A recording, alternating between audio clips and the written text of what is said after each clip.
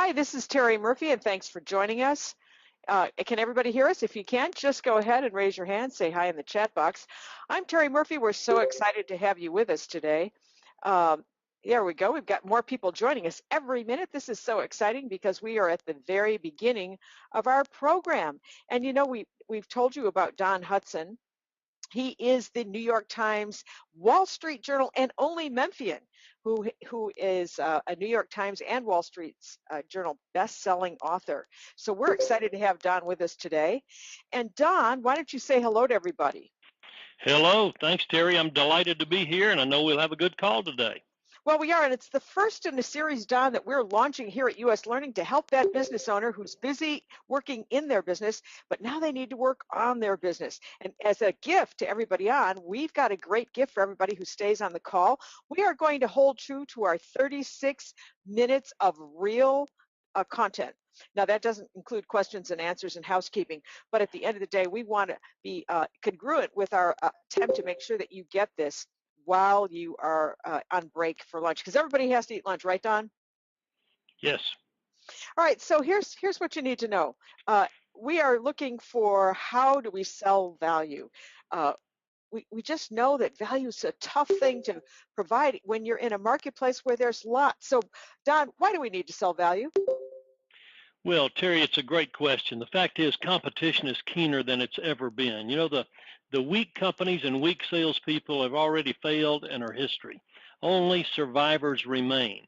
So that means as we've got formidable competition, we've got to know how to go to market in a manner that's going to help us preserve our margin, stay in business, and still develop relationships and have long-term opportunities to sell people over time.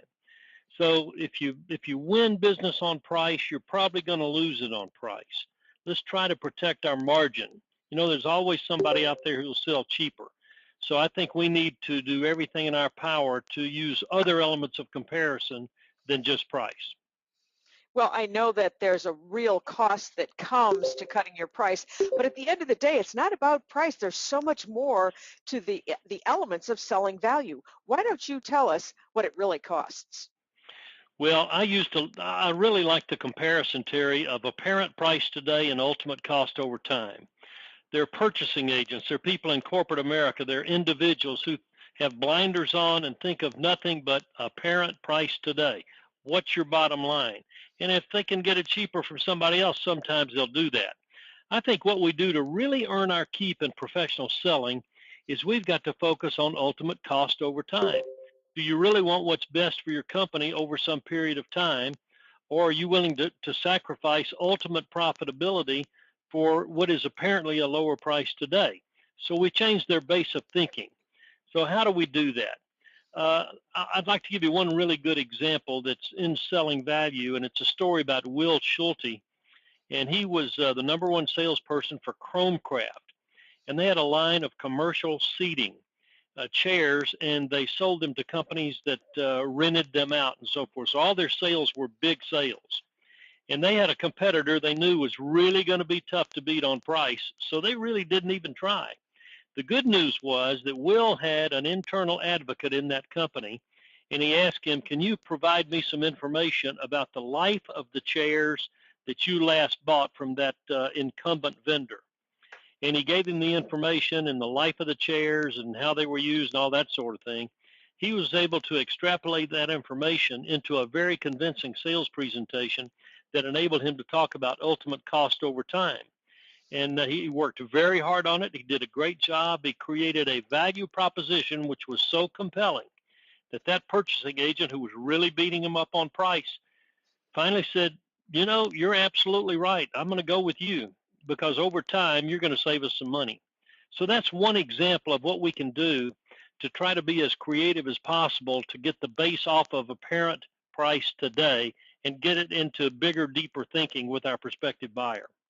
Well, Don, you're the expert on selling value, especially since you've just published your latest book, Selling Value: Key Principles of Value-Based Selling. And we know that, there's many elements to selling value, but the biggest problem that most people have is that they really don't know how you build a value proposition. We talk about adding value, and a lot of people think that you just add quote unquote stuff. If I give you more stuff, sort of like the Ron Popeil thing, you're going to be happy, when the fact is that that's not true at all. Why don't you tell us what we need to do, or some of the key elements to building a value proposition? I'd be happy to, Terry, and it's got to be based on the idea that you're really learning a lot about that particular prospect.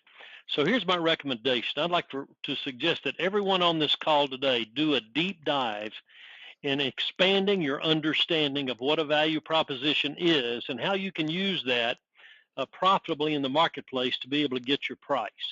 So let's go to the next slide, Terry, or you've got it up there. Value proposition, by definition, the perceived value and benefits embedded within an organization's deliverables in the context of the investment required for its acquisition. Now, let's go back up to the first line. Whose perceived value is important? Whose benefits really matter? And this is one of the major points in selling value and in most of the seminars I do today. The most important definition of value is the prospective buyers. You see, we've all got marketing departments. They give us good talking points, and some of those are very helpful. But we've got to remember that the most compelling definition of value is the one that comes out of the mouth of the prospective buyer. What is their dominant buying motive? What is their most compelling value point? And if we really know that, we can craft a value proposition specifically for them that's going to be so compelling, they're going to say, wow, if you can do that, you're going to be our vendor. So that's what I recommend that we do. Let's really understand the value proposition. Now, frankly, Terry, if you've got, let's say, 6 hot prospects right now, I'll bet you there would be 6 different definitions of value that would come into play. And it's incumbent upon us to figure out what that definition is for every prospect we've got. So we might put together a value proposition for prospect A, which is considerably different from our value proposition for prospect B. And the reason is we have embedded certain factors and benefits and value points into one that might not be in the other based on what their priorities are. So I guess I'm saying, with intense competition and smarter buyers and people being able to go to the web to do their research, we've got to be better and smarter than we've ever been before if we're going to be distinctive in the marketplace. Well, thanks, Don. But this is perceived value with benefits embedded within an organization's deliverables. In English, doesn't that mean really giving the customer what they think is valuable? Would that be accurate? Absolutely. And sometimes we might be faced with a situation where we've got to do a little bit of selling, because sometimes, we've always heard the customer's always right.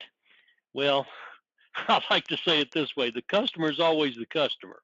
So we've got to respect where they're coming from and what they think. But every now and then, we've got value points that we can offer in our value proposition they've never heard of or thought of, which might in fact be one of the most valuable things for them if we explain it properly. So sometimes we can impact on their thinking about what their major value points are based on the creativity and the uniqueness of our offerings and our features and benefits. Well, here at US Learning, we talk about that leading sales is leadership. And so you're very right.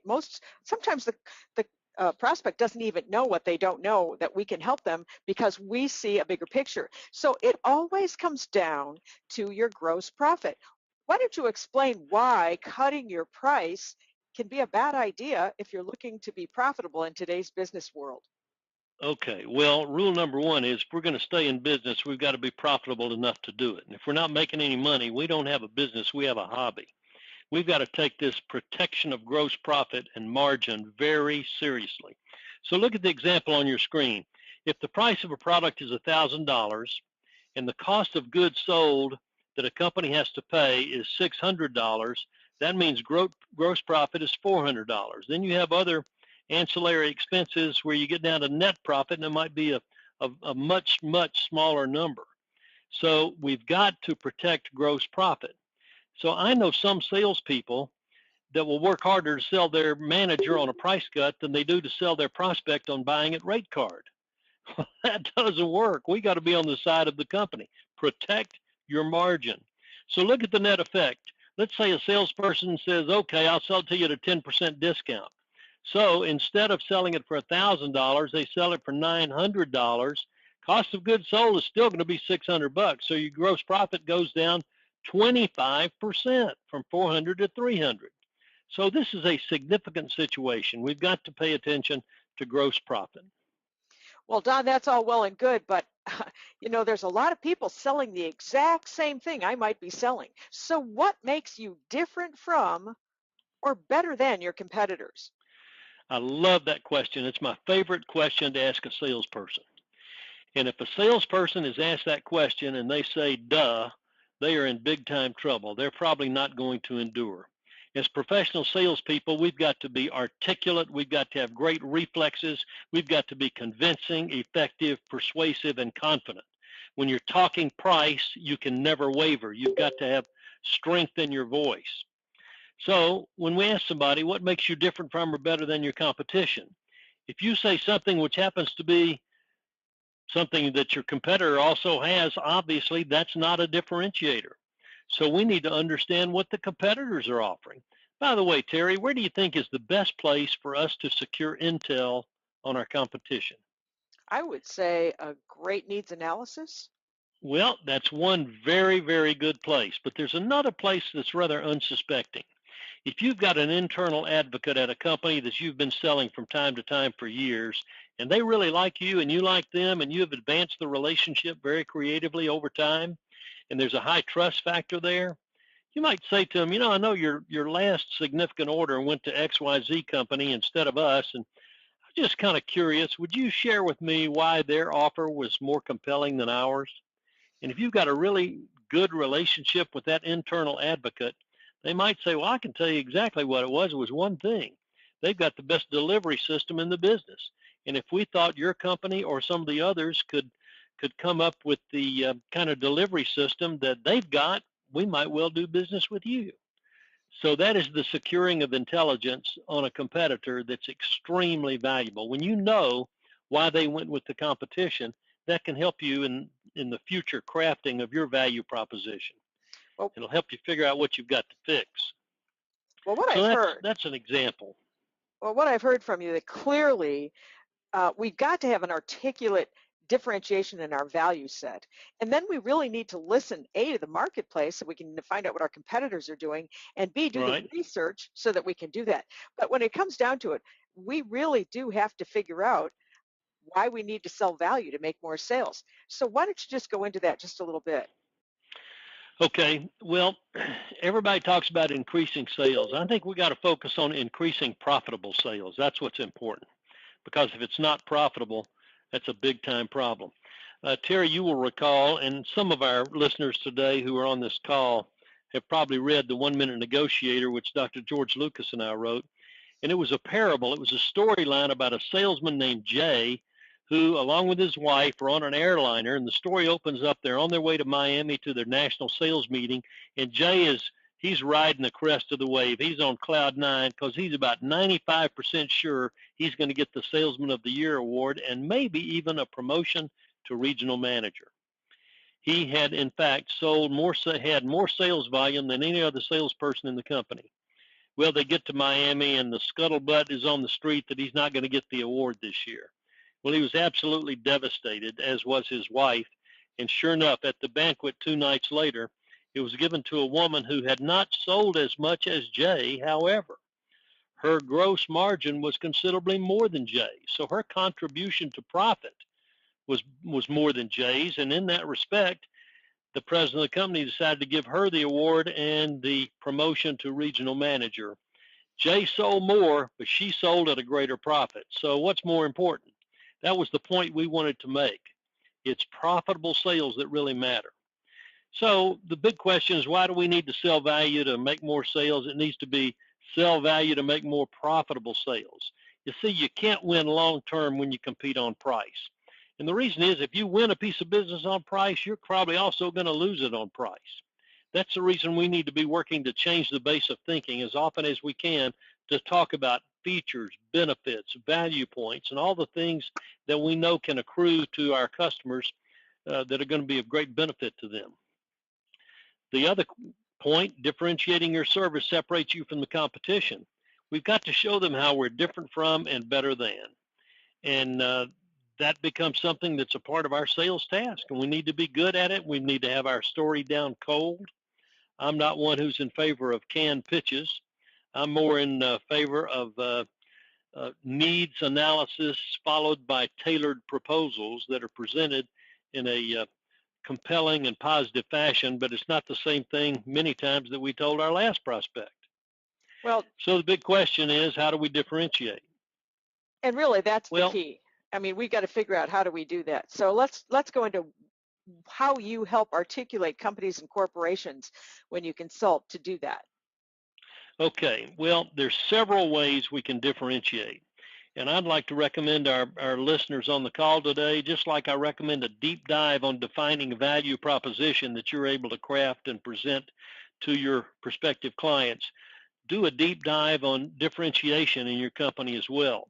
And maybe do this at your sales meeting. You know, I believe that all of us are smarter than one of us. So through that collective intellect, you can share needs analysis questions, share ideas on how you can present features, benefits, and value points that are really, really good and compelling for the buyer to hear and observe and respond to.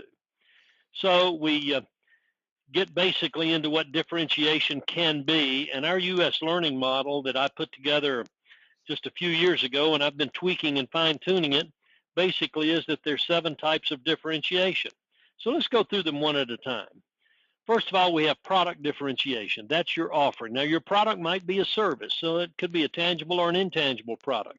But we need to think about, again, let's brainstorm, how can that product be a little bit different, a little bit better than what the competition is offering? And if you're selling a commodity, maybe you're saying, hey, there's no way I can do that. We're selling commodities, and there's no question but it's a commodity. And I say to that, well, okay, I'll buy it. If you're selling what is a pure commodity, usually the only thing that matters is price. So let's don't commoditize the entire offering. We know our product's a commodity, but what else can we do? And that's where the other 6 types of differentiation come into play. Experiential differentiation is your service model. People today are looking for great experiences with the people they buy from. So that experiential differentiation gives us an opportunity to periodically perform miracles for our customer. What's a miracle? Anything that'll make a customer say, wow. Boy, Megan and her team put together an incredible proposal for us with all kinds of benefits that just play perfectly to what our needs are right now. And that's the reason we bought from Megan. And we give them a great experience through the service that exceeds their expectations. Next is relationship differentiation. That's based on the idea that if 2 people really want to do business with each other, the details are probably not going to get in the way. But if either one of those 2 people does not want to do business with the other, the details are probably not going to make it happen. So let's develop and sustain and advance relationships. That's what's really important if we're going to be in sales for some period of time. Next, we have process differentiation, and that's how you do what you do. It can be little things, it can be big things, but an example would be you're talking to an existing customer and they say, you know, Charlie, we've asked you guys about 3 times. We would really like to get our invoices from you prior to the 10th of the month, and they invariably hit on the 12th or later. But not only is it better for our bookkeeping system, but we can pay you faster if you get them to us before the 10th. Can you make that happen this time? So then the salesperson has to go back to the home office or back to his manager and say, look, we've got to tweak this process to make these people happy because they really don't like the way it's working right now.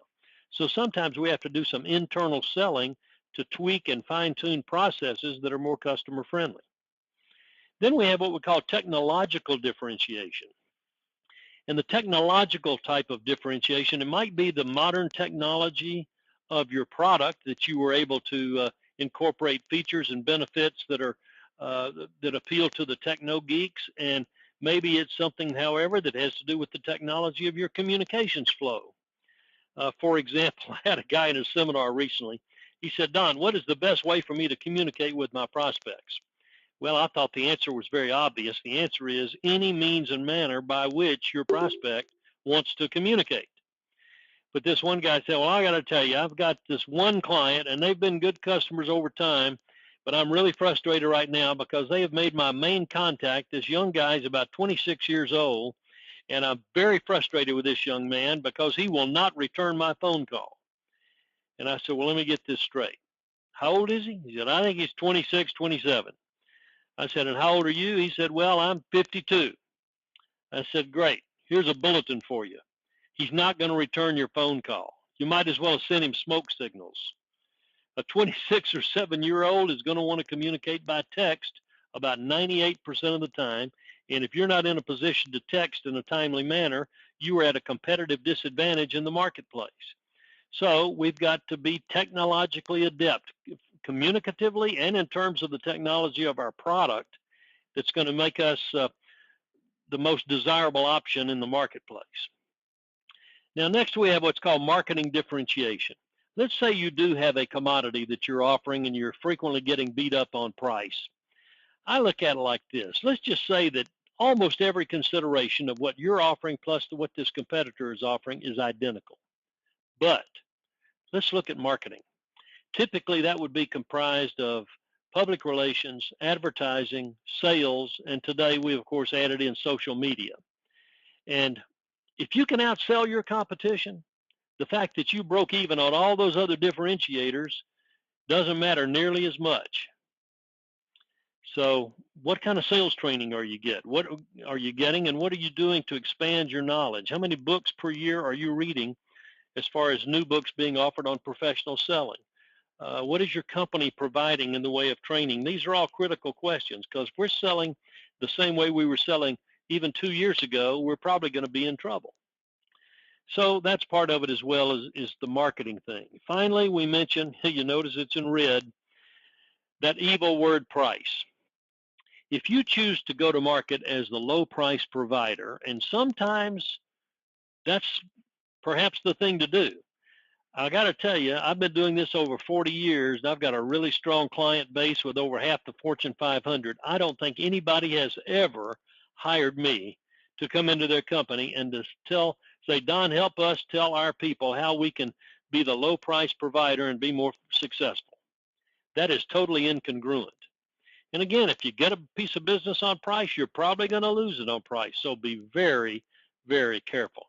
I say let's go for margin protection. Let's go for building value. Let's bring more to the table than our competition does. And if we can do that and do that well, we can justify in the minds of the decision makers we're talking to a somewhat higher price that's got more margin in it for you. So here's what I'd say about price. If you've got to go there last. If you've got to go to price, go there reservedly. Protect your margin anytime you possibly can.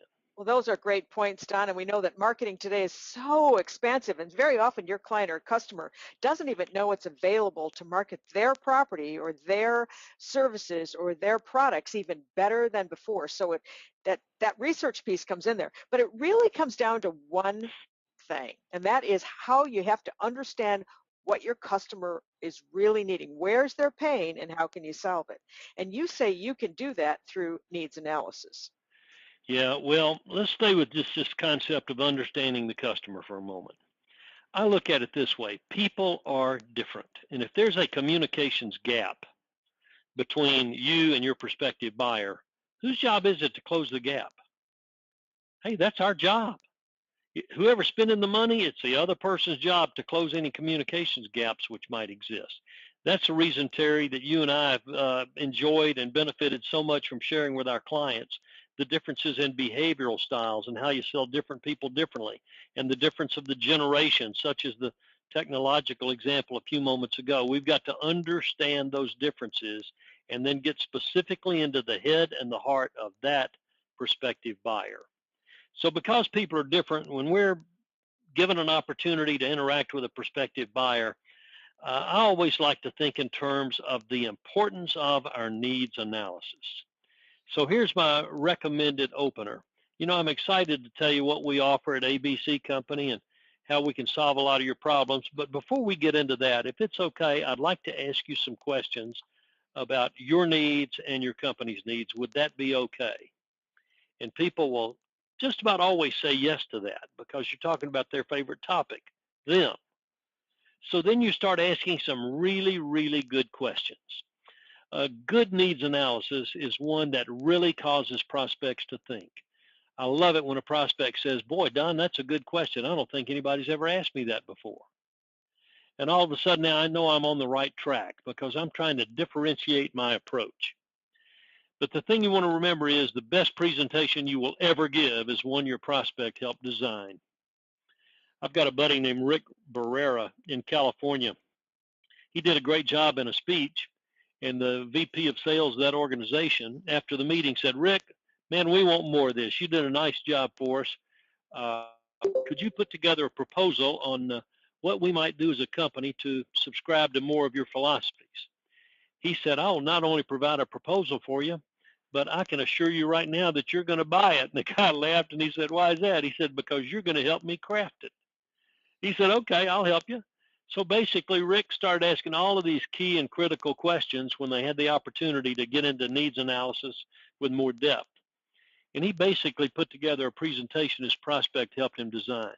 I've done the same thing many times, but when somebody sees a proposal and there are words and phrases and acronyms and concepts that are in that proposal, which they learned from you last week, that blows them away. They think, wow, this is really for us. And then you craft your value proposition and you tweak it and you fine tune it to respond to the value points they need and require. And if we do a great job of doing that, we have dramatically increased the probability we're going to close that sale. Well, that's such a We're great going to idea. get But the order. here's the thing, though, Don. There are times that we are sitting there and we've got a client and they're a good client or they know us, and we have to figure out how to get around that lowest bid trap. So what are the key principles and how can we apply them as we leave this call today? Well, let me give you a couple of thoughts about that, Terry. Number one, eliminate the word bid from your vocabulary. If all salespeople did that, ultimately, maybe most of our prospects would too. You don't ever want to be in the bid trap, because the bid trap means that the very word bid implies they're going to take the lowest bidder. I've got a friend in the insurance business, and I was talking to him recently. He said, yeah, I had a prospect call me, and he wanted us to bid on his business. And I said, that's great. I'll have a bid to you within 48 hours. And I said to him, please eliminate the word bid from your vocabulary, because what's going to happen is if you're substantiating the value of the word bid and its implication that they know they're going to take the lowest bid, you're hurting yourself. So eliminate the word bid from your vocabulary, and in its place, use the word proposal. If they say, can you send me a bid? Say, I'd be delighted to put a proposal together for you. The word proposal implies something with more depth, detail, personalization, and benefits than the word bid. So that's one thing. Let's try to change that mindset any way we can. And that's just one of the things that we can do, but let's try to focus on value rather than price. Well, it's incumbent upon us, number one, to do a needs analysis, as we reviewed, to understand what the value is according to that consumer. Then we have to talk about how to set ourselves up to be better than our competition by not subscribing to a bidding, but more of a overall resource and proposal. So we are literally helping them to change how they approach the market or the product or the service.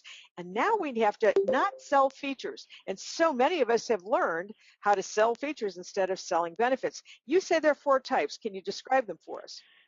Yes, because I try to practice what I preach, Terry, and we've done a very deep dive about this concept of selling value and the benefits that go with it. So number one is what we call generic benefits. Now, these might be features or something about your product or service that you know that everybody will appreciate. Maybe it's some kind of something that makes the product more convenient to use than anything the competition seems to offer. A generic benefit is something that everybody likes. They say, oh, that's nice. So that's one, and that's the most basic of them. But let's go to number 2, the targeted benefit. The targeted benefit is something which you incorporated into your proposal that is specifically for them. They told you in the needs analysis that such and such was important, and you plug such and such into your proposal. You mentioned earlier that so-and-so was really important. So what we put into our proposal here today is a solution to that problem for you. So you've tried to learn their pain points and then provided solutions to help them get rid of their pain points. So a targeted benefit created for them is something they really like. Number three is a discovered benefit. And that's where you've incorporated into your proposal something you think they will really like, but maybe you haven't even touched on it as yet. When you present your proposal, they get really fired up. They say, you mean if we buy from you that we would be able to get this benefit? And you say, absolutely. And they say, wow, that is very cool. So it's something that maybe you even discovered together in the presentation of a proposal. And number four is what we call engineered benefits. And that's when your customer says to you something like, Shirley, if you could figure out a way to manufacture this component out of plastic instead of copper, I think you could not only save us some money, but it would work just as well for us. And you say, okay, well, we've got a VP of engineering who's very receptive to new ideas and alternatives. I'm going to get with him and I'll be right back in touch. And you set your time for your next appointment with that prospective buyer, and you go back to the home office and you're talking to the VP of engineering and you're telling them what kind of preference your client wanted.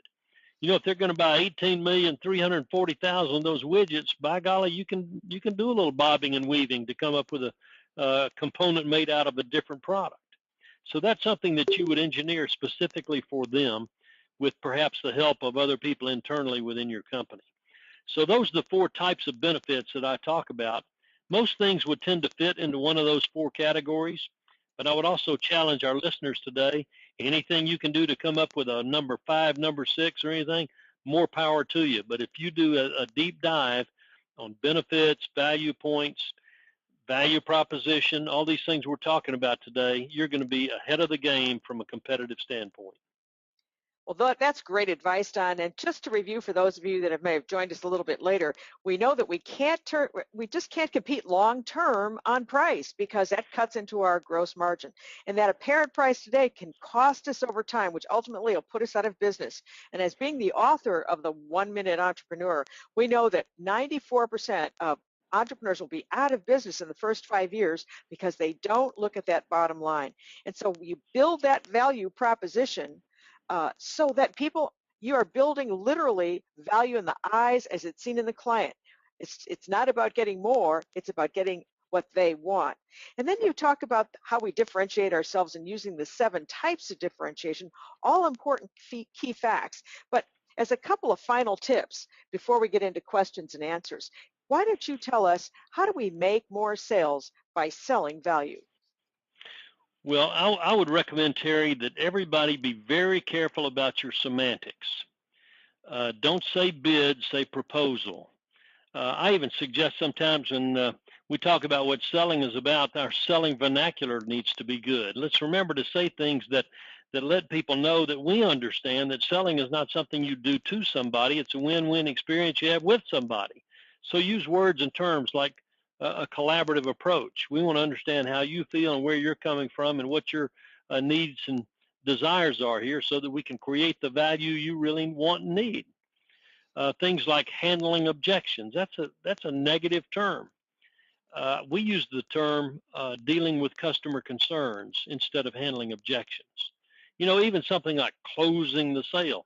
We're not really closing anything. We're opening a new relationship or a new dimension to that relationship. So we call that gaining commitment, and that's a better term. So let's think about some of these things, like apparent price today versus ultimate cost over time. These are the kinds of compelling thoughts that make people on the other side of the table feel like we're different. We're going to bring something back in terms of benefits that the competition is not. Well, that's great advice. And I know that there is way more to selling value than we can cover. And we are going to do a whole series, by the way, on how to create that differentiation in the marketplace, because we know that with those 7 steps, we're going to need more time. There is so much more to selling value, and most of it's a mindset and an attitude. It's more of a serving than a selling attitude. And when your customer feels that way, they do so much better. But I know that you at US Learning, we've developed a way for people to be able to learn how to sell value even though they're busy, because we've done what we understand is one of the most powerful ways to help people advance their skills. Because you know what, we're going to do this and we're going to be great, but we're going to forget a few of these things. And so we've designed the U.S. Learning Virtual Training Network. Tell us just a little bit about that before we go to Q&A. Well, the VT division of our company for virtual training is based on the concept that in 9 to 12 minutes a day, we can subscribe to one chapter or maybe even a chapter a week over a longer period of time with multiple engagements in them. Could all work very well, but this gives people the opportunity to engage, Terry, at their convenience. Any place or time they can get on the internet, they can engage in our virtual training. So that way they can go through the entire program, like Selling Value, for example, has a total of 32 chapters where we really do that deep dive into those critical elements we discussed earlier. And they're only a 9-minute segment, so it's the time of a coffee break. So that's really, really important. Now, we've got some free gifts to give away, but do we have any questions? And I'd ask Rebecca to let us know if we've got any quick questions before we go to free gifts. Yes, we've had a couple of encouraging comments come through in our chat box. Don and Terry, you are so good at what you do, and thank you for the value you're delivering today. Jim posted that in our chat box earlier. We do have a question. So you've given so many great strategies for selling value, but Don, what is the one thing that you think is the most important to keep in mind when selling value? Well, if we had to boil it down to one thing, Rebecca, I would say make sure you have nailed the definition of value through the eyes of your prospect. And you got to do a great job of asking questions to really distill all the information you're gathering. And you might have to say during that needs analysis something like, wow, that's a great point. Can we drill a little bit deeper on that? And then ask them a subsequent question, which enables you to learn even more about what they think. Sometimes it's the drilling deeper and the follow-up question that gets you more valuable information than the initial question. So just find out what is the value point that is cherished by that prospective buyer. Well, that's a great answer, and we really appreciate those great comments. Again, Rebecca, thanks so much for manning that that chat box. Do we have any other questions that we've got today? Looks like at this time that we just got encouraging comments rolling through for us. But if anyone has any other questions, feel free to always engage with us online. You can check us out at US Learning or use the hashtag selling value. We'll get back to you with any questions that you may think about later. Okay, thanks, Rebecca. Okay, so here's what we promised you, a free gift, and let me tell you, you can get a copy of Selling Value, Key Principles of Value-Based Selling. You can get it right on Amazon if you'd like a copy of the book, which Don did a lot of work with regards to putting this together so we can almost use it as a training. And we do have a quick question from Jim saying, how can we get a taste of that virtual training? Well, Jim, thanks for asking that question. Just to show you what you can do, there's a free trial. If you go to US Learning, V as in Victor, T as in Training, USLVT, you can get a free trial for a couple of minutes a day. Check it out. It's highly interactive. I don't want you to think it's just kind of some boring 9 minutes. It's really well done with interactivity, measurement, and the ability to see if you've got a staff that could use a little work on that. You can monitor what they've done, you can measure it, and you can see, you can take a course over and over again. Again, you're looking at 9 minutes, so everybody can do it. So take advantage, and thanks, Jim, for that question, of a free trial at the US Learning VT site, and you have a choice of 3 different initiatives. We've got Selling Value, Negotiation Strategies, and Leading and Managing. So that's a great opportunity. Now, to get that free gift, all you have to do is click on a link, and that is uslearning.com/gift. And that is an ebook that you can download on Selling Value, Not Price. Of course, it's not as comprehensive as the hard copy, but we are delighted that you joined us today. And I'm looking at, there you go, there's the free gift link. I also want to tell you to put this on your calendar. On May the 27th, we're going to go into that dreaded negotiophobia. And being the 1-minute negotiator, we've got some great, easy solutions for you to get over that negotiation, because as we have global competition in the marketplace, as we merge the marketing from local to from global to hyper-local, we need to understand that negotiation is not something you do to someone, it's something you do with someone to reach a great collaboration. So mark your calendars now for May the 27th when Don Hudson will join us. We'll have another free gift for you. And don't forget to go ahead and visit us on Facebook. Definitely put something on Twitter. Hashtag is selling value. We're so glad you joined us. Let us know your feedback. I'm Terry Murphy signing off. Don, thanks so much for joining us. It was my pleasure, Terry.